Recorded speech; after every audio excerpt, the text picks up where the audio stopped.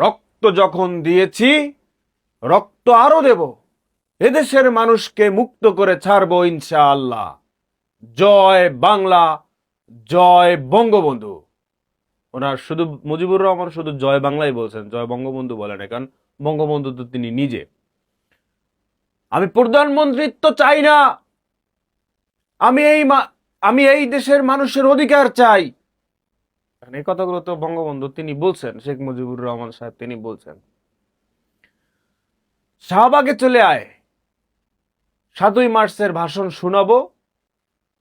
কোন বাপের ক্ষমতা আছে দেখবো সে ফিরায়, কে ফিরায়।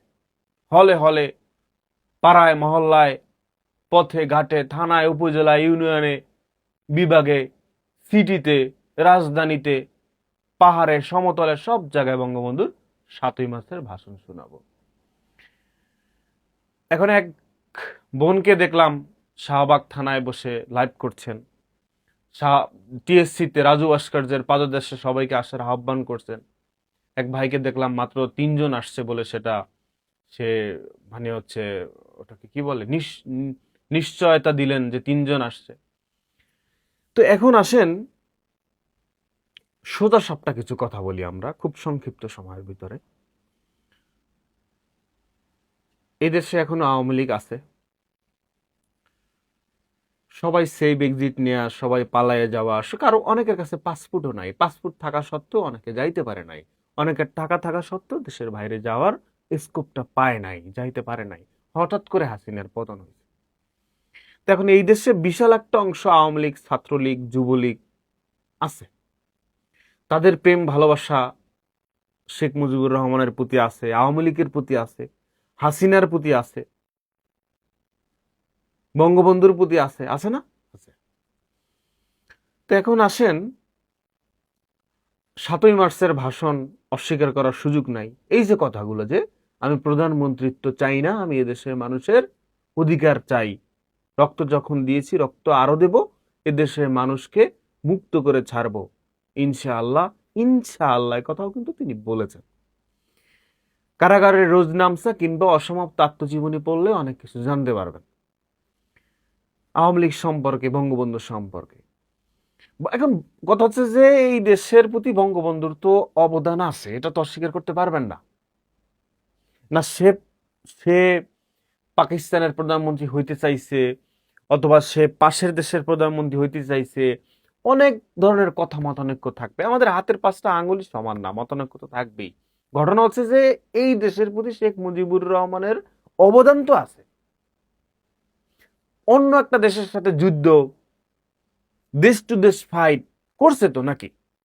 এখন অ্যাটলিস্ট আপনার চেয়ে, আপনার বাপের চেয়ে, আপনার ভাইয়ের চেয়ে, আপনার মায়ের চেয়ে, আপনার দাদার চেয়ে, আপনার নানার চেয়ে, তাদের চেয়ে, অ্যাটলিস্ট আপনার বংশের লোকের চেয়ে তো বঙ্গবন্ধুর অবদান বেশি ছিল নাকি? যদি বঙ্গবন্ধুর চেয়ে আপনার বংশের লোকের অবদান বেশি থাকতো তাহলে কিন্তু সেই বঙ্গবন্ধু হইতো।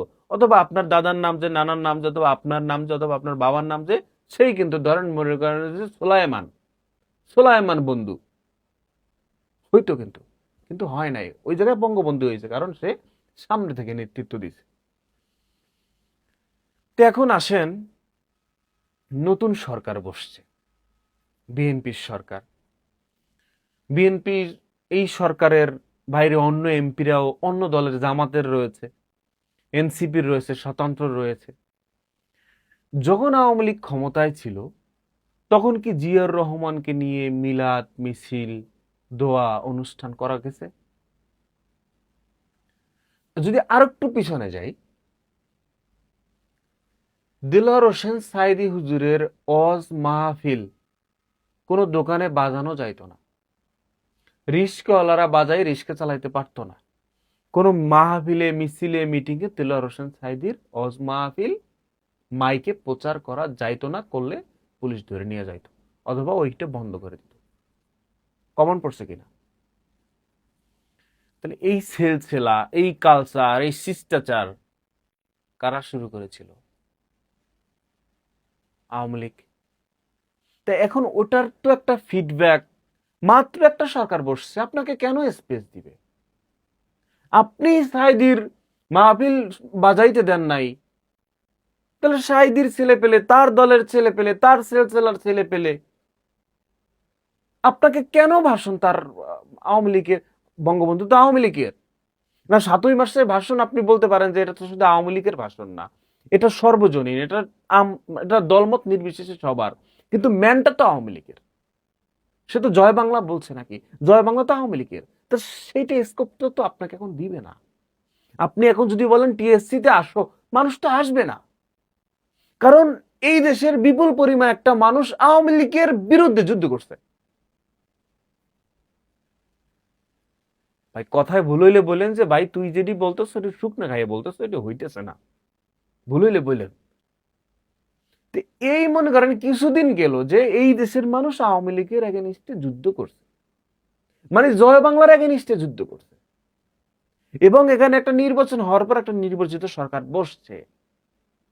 আপনি এত দ্রুত টিএসসি বইসা ডাক দিবেন আর হাজার হাজার লাখ লাখ মানুষ এসে পড়বে? How funny! আপনি এখনই ডাক দেওয়ার সাথে সাথে ফুটপাতের ওই পেয়ারা বিক্রি করে যে রিস্কে এক হাইডা চালাই আর এক হাইডা স্লোগান দিবে জয় বাংলা আইসা পড়ছি, গার্মেন্টস ছাইরা, মানে অভিনেতা ছাইরা, কোর্ট কাছারি ছাইরা, সব জায়গার মানুষ মানে এখনই আইসা পড়বে আপনাকে বাঁচাতে, আপনার জয় বাংলা স্লোগান দিতে। মানে এত সহজ ভাই, এত সহজ না। এই দেশের মানুষ, আপনি ধরেন, কথা বেশি বড় হয়ে যাইতেছে, শেষ করে দিচ্ছি। আপনি পুলিশ হত্যার বিচার চান, জুলাই আগস্ট আন্দোলনের পরে, হাসিনার পতন হওয়ার পরে আপনি বিচার চান, ওকে, আপনি চাইতেই পারেন। আপনি সমন্বয়কের অ্যাকাউন্টের হিসাব চান, ইটস ফাইন। আপনি জুলাই আগস্টের বিপ্লব যাতে না ঘটে, এটার জন্য যে আপনি আগে খুন করছেন, গুলি করছেন, আবু সাইদকে মারছেন, মুগ্ধকে মারছেন, বেগম রোকেয়ার ইয়েতে রংপুরে ইংলিশ ডিপার্টমেন্টের ছাত্রছাত্রী আপনি মারছেন, খুলনায় মারছেন, কুমিল্লায় মারছেন, ঢাকা শহরে উত্তরায় পিটাইছেন, উপর দিয়ে গুলি করছেন, প্রশাসন দিয়ে গুলি করাইছেন, সেটার বিচার আগে করবেন না? নাকি 5 তারিখের পরের বিচার আপনি আগে করবেন? আপনি আগে ওটা করে আসেন। কথায় উলাইলে বললেন আওয়ামী লীগ আলেম ওলামাদেরকে মাহফিল করতে দেয় নাই, ঘর থেকে তুলে নিয়ে গেছে, সাদা গাড়িতে তুলে নিয়ে গেছে, আয়না ঘরে রাখছে বছরের পর বছর। আওয়ামী লীগ এই যুদ্ধ অপরাধী বলে জামাতের লোকজনকে ফাঁসি দিছে, সেটার বিচার হবে না? এগুলো বিচার হবে না? এর আগে আপনি এসে 5ই আগস্ট বিচার করবেন? এর আগে এসে আপনি টিএসসি তে এসে ডাক দেবেন আর লাখ লাখ মানুষ এসে পড়বে? How sweet! This is not easy brother, এত সোজা না। যারা আওয়ামী লীগকে লড়াইছে, যারা স্বৈর শাসককে স্বৈরাচারের পতন ঘটাইছে, ওরা সব ম্যানগুলো বাংলাদেশে আছে এখন, অথচ তাদের পালাই যাওয়ার কথা ছিল অন্য দেশে, কিন্তু তারা যায় নাই, কারণ তারা বলছে মাতৃভূমি অথবা মৃত্যু, মাতৃভূমি অথবা মৃত্যু। এত সোজা না ভাই। বাংলাদেশের সর্বোচ্চ ক্ষমতাবান এখন পাওয়ারফুল চেয়ার জায়গা কার?